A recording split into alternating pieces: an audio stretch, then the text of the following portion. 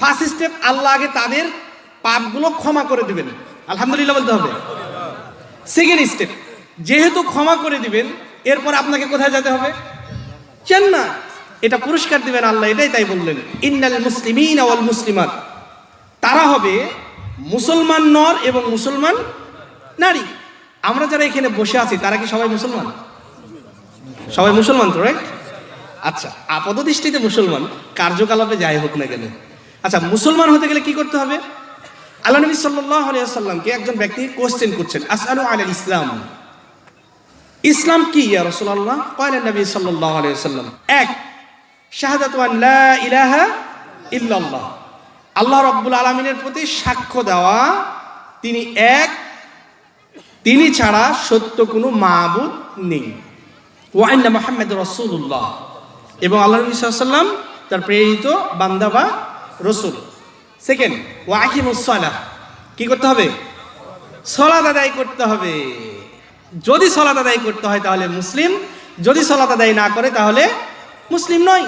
এই আয়াত দ্বারা আপনি বুঝেন, আল্লাহ নবী সাল্লাল্লাহু আলাইহি ওয়াসাল্লাম বলছেন, মান তারাকা সালাত মুতাআম্মিদান ফাকাদ কাফারা, যে ব্যক্তির বিবেক থাকলো, জ্ঞান আছে, আকল আছে, কিন্তু সালাত আদায় করে না, সে ব্যক্তি কি? কাফের। আমাদের মধ্যে এখনো যারা সালাত আদায় করেননি তারা কে বলেন তো?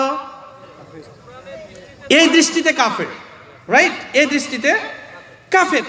আপনারা যারা সালাত আদায় এখানে না করে এখনো বসে আছেন, আমি করজোরে অনুরোধ করি, প্লিজ ফার্স্ট স্টেপ আপনি আগে রেজিস্টার কিন্তু মুসলিম হন।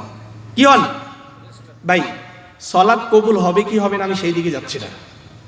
আপনি কয়টা বিড়ি খান, কয়টা সিগারেট খান, কি নেশা করেন, কি হারাম খান, ডাজ নট ম্যাটার, আমি সেই দিকে যাচ্ছিই না।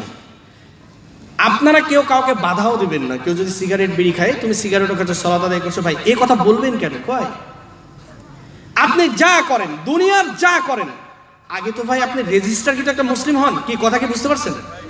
ফার্স্ট স্টেপ আগে মুসলমান তো হন।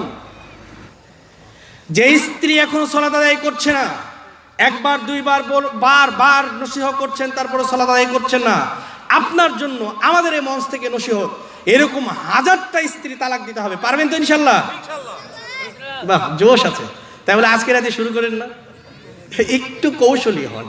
আল্লাহ নবী সাল্লাল্লাহু আলাইহি ওয়াসাল্লাম বলছেন, তোমাদের পাজরের হাড় দিয়ে নারীদেরকে তৈরি করা হয়েছে। আমাদের পাজরের হাড় কি বাঁকা না সোজা? বাঁকা। সো তোমরা যদি তাদেরকে নসিহত ছাড়া ছেড়ে দাও তাহলে তারা কি বাঁকাই থেকে যাবে। এখন ইসরাত জলসা অফ করবেন না ছেড়ে দিবেন সেটা আপনার ব্যাপার।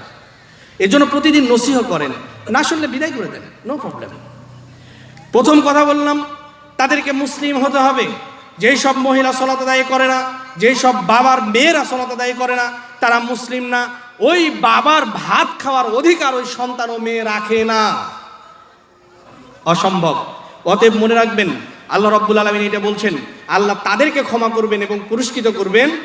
প্রথম শর্ত হচ্ছে মুসলিম হতে হবে। আবার বলেন, কি হতে হবে?